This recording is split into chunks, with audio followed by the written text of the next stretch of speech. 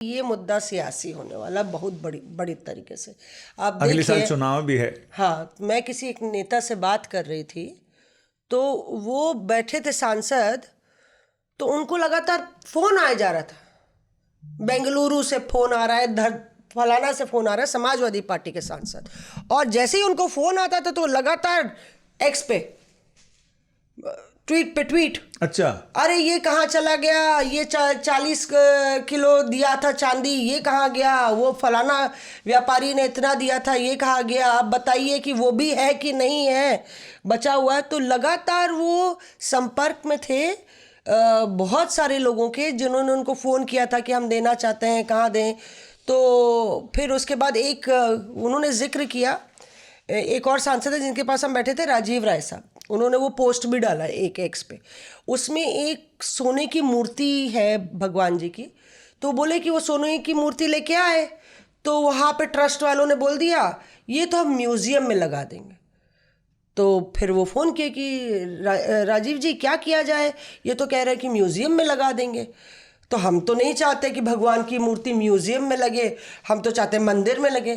तो वो बोले कि आप यहाँ पे चले आइए भाई, वहाँ पे बड़ा मंदिर बन रहा है, आप यहाँ सफाई में लगवा दीजिए, खूब बड़ा अच्छा। मंदिर बन रहा है, तो वहाँ पे मंदिर में हम लोग लगवा देंगे।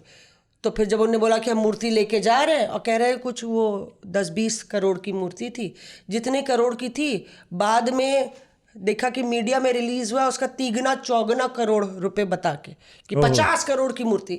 बाद में ट्रस्ट वालों ने फ़ोन किया कि चलिए चलिए हम मंदिर में ही लगा देंगे। तो अभी भी आप जब राम मंदिर जाएंगे तो एक सोने की प्रतिमा भगवान राम की वहाँ पे लगी हुई है, जो है कुछ 5-10 करोड़ की, पर उसको बताया गया कि वो 20-30 करोड़ की। तो वो लोग भी चिंता में थे कि अभी है कि नहीं है, पर भाई वो तो जड़ गई है ना, तो जड़ी हुई को तो कहाँ कोई निकालेगा। तो इस तरह की चिंता लोगों में है कि भाई, तो सपा इस बात को लेके एकमुश्त कह रही है। जब कहा गया कि भाई ध्रुवीकरण होगा, तो एक बड़े सांसद बोले ध्रुवीकरण होगा, हिंदू मुस्लिम पर नहीं जाएगा मौसमी इस बारी चुनाव, इस बारी देखिएगा चंदा चोरी और चंदा चोरों को पकड़ा जाएगा, और मैनिफेस्टो में सपा जो है ये बात डालेगी, बड़ी मैनिफेस्टो में बात आएगी कि चंदा चोरों को जेल भेजेगी सपा।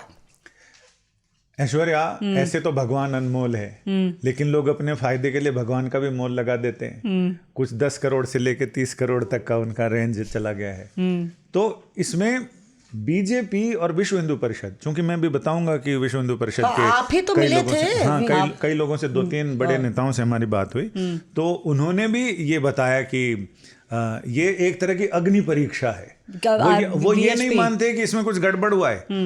उनका ये कहना है कि भाई जो आरोप लगाने वाले लोग थे वो तो ये कह रहे थे ये सामान गायब हो गया, चांदी के सामान थे, चांदी की ईंटें थी, सोने का ये था, हार था, ये तो गायब हो गया।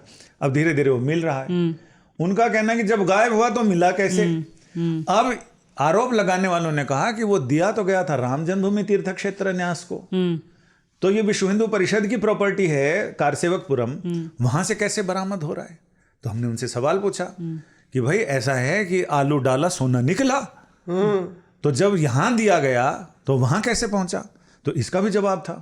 उन्होंने कहा कि देखिए वहां तो मंदिर बना है, और विश्व हिंदू परिषद का और ट्रस्ट का ऐसा कोई सुरक्षित जगह नहीं है जहां स्ट्रांग रूम हो। तो स्ट्रांग रूम यहाँ है कारसेवकपुरम में, सारा सामान स्ट्रांग रूम में रखा है। उसको सोने के चांदी के चीजों को हम ऐसे तो छोड़ नहीं सकते। अब जब स्ट्रांग रूम में रखा है तो ना आरोप लगाने वालों ने स्ट्रांग रूम खुलवा कर देखा, ना मीडिया ने देखा। सब लोग ऐसा बोले कि कौवा कान ले गया, कौवा कान ले गया। फिर बाद में पता चला कान तो यही है। तो अब इनका यह कहना है कि सारी चीजें सुरक्षित हैं, लेकिन उस पर ये कुछ नहीं कह रहे कि जो रोज जेबें भर भर के ले जा रहे थे मिश्रा जी और टिन्नू जी और पिन्नू जी, वो सारे कैसे ले गए। आपकी चील के घोंसले से मांस उड़ा के ले गए लोग। इनको पता नहीं, ये कह रहे तो अग्नि परीक्षा है। अग्नि परीक्षा तो होगी, आप उसमें ठीक है, आप अपने रसूखों के और चीजों के सबूतों के और जांच के और इनके दबाव के प्रभाव के बल पे आप, या जांच सही है गलत है वो तो जांच होगी, लेकिन आप इन सारी चीजों का जवाब फिलहाल इनके पास नहीं है। कि वो आपका करीबी, आपका नाक का बाल, वो जेबें भर के जा रहा था गणना में। भाई एक आदमी के पास वो गणना रूम की चाबी कैसे थी? किस हैसियत से वो चाबी लेके घूम रहा था? चंपत राय जी के पास चाबी होती तो समझ में आता, महासचिव हैं, फलाने हैं, ढिमकाने। आज ही सुबह टिन्नू यादव, उसके पास चाबी कैसे थी? आरोप था। इसकी जांच अब होगी तो बहुत सारी चीजें पता चलेंगी। ये तो भी चिनगारी है जितेंद्र। अगर इसमें सही से इसको मिल गया तो पलीता है। और पलीता का मालूम है, एक जगह आग लगाई जाती है, 3 किलोमीटर दूर बम फटता है। तो अब ये बम कैसे फटेगा, ये आप भी बताओ। नहीं, इसके बारे में आज सुबह ही हमने जो सबसे पहले आवाज़ उठाने वाले समाजवादी पार्टी के नेता हैं, वो हमारे साथ हॉस्टल में भी रह चुके हैं लखनऊ यूनिवर्सिटी में, पवन पांडे हॉस्टलर है जी। उनसे सुबह ही मैंने बात किया, 25-30 मिनट बात किया हमने उनसे इस पूरे मुद्दे को लेकर के। तो हमने उनसे पूछा कि बहुत सारी चीज़ें जो मीडिया में है उसके अलावा आप बताइए कि क्या है और क्या होगा।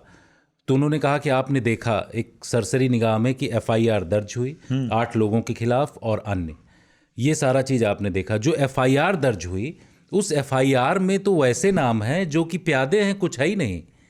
जो मेन लोग हैं उनको उस FIR में तो कहीं नाम आया ही नहीं। उन्होंने ये सवाल किया, बताया कि सबसे पहले 2021-22 में एक व्यक्ति ने, महिपाल सिंह, बोले उसकी जो शिकायत थी उस पर क्यों एक्शन नहीं हुआ। उन्होंने बताया कि महिपाल सिंह ने ये सवाल खड़ा किया था कि जो गड्डियां बनती हैं उन गड्डियों को ले जाने वाला जो होता है, यहाँ से जब ले जाता है तो वहाँ कम कैसे हो जाती। CCTV कैमरे जो लगे होते हैं, उस CCTV कैमरे को क्यों नहीं दिखाया गया, बाद में डिलीट क्यों कर दिया गया। ये महिपाल सिंह ने बहुत सारे सवाल खड़े किए, जो कि मेन लेखा अधिकारी थे, और उनकी बात को सुना नहीं गया। ये पवन पांडे जी बता रहे थे, नहीं सुना गया, उनको हटा दिया गया वहाँ से। और हटाने के बाद अभी महिपाल सिंह कहाँ हैं किसी को पता नहीं। अच्छा। उनके बारे में कोई जानकारी नहीं। उनकी बात को क्यों उस समय सरकार ने या फिर किसी ट्रस्ट की तरफ से एक्शन क्यों नहीं लिया गया, FIR उस समय क्यों दर्ज नहीं की गई। हम लोग यही मुद्दा लगातार उठाते रहे। उन्होंने तो एक ऐसी बात कही, मतलब चौंकाने वाली बात, कि पब्लिक सेंटीमेंट की बात उन्होंने कहा। उन्होंने अवधि में, मतलब पूरी बात अवधि में ही वो कर रहे थे। बताएं जितेंद्र भैया, अब हम लोग तो साथ ही पढ़े हैं। दिक्कत ये है कि हमारे घर वाली एक, मतलब महिला रही, 50-50 रुपया कहें कि हर एक बार हमारे पति जब जाते रहे उनके साथ जाई और 50 रुपया चढ़ावा के लिए, 50 रुपया पर जितनी बार जाते थे 50 रुपये चढ़ा दिया। तो बोले ये भाई उसका हिसाब अब को दे, हिसाब कौन हिसाब देगा कि पैसा हमारा कहाँ गया। हमारी गाढ़ी कमाई का, गरीब आदमी है, कम पैसा, लेकिन भगवान को लेकर के आस्था है, उन्होंने पैसा चढ़ाया। बोले कि वो महिला ये बता रही थी कि भैया हम तो 2022 में, मतलब उनके घर में काम करे वाली महिला, पवन पांडे के घर में काम करे वाली महिला 2022 में समाजवादी पार्टी नेता को वोट न दे करके बीजेपी को दिया। वो बोलिन कि हम तो बीजेपी को वोट दी ना रहा। बताइए। तो मतलब इस तरीके का माहौल, सेंटीमेंट बना हुआ है। ये बता रहे थे पवन पांडे, कह रहे थे इसका इफेक्ट 2027 का चुनाव जो होगा ना, उसमें बहुत बड़ा पड़ने वाला है। अब जैसे मैंने विश्व हिंदू परिषद के नेताओं से पूछा, उन लोगों से कि कितना बड़ा सेटबैक मानते हैं इसको, आगे चुनाव भी आने वाले। उन्होंने कहा नहीं, सेटबैक नहीं है, ये तो अग्नि परीक्षा है। हमने इतनी बार अग्नि परीक्षा दी है, हर बार सफल होके आए हैं, इस बार भी सफल होके आएंगे। नहीं तो चोरी की अग्नि परीक्षा देनी है या आरोपों की अग्नि परीक्षा।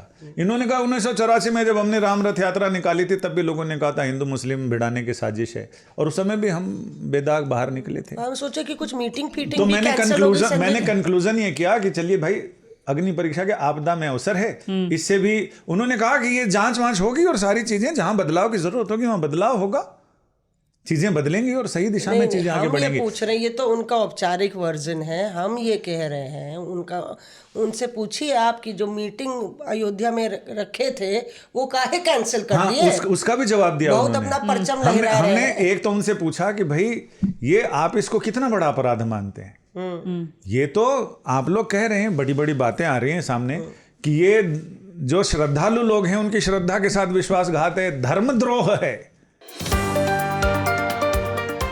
Reporters of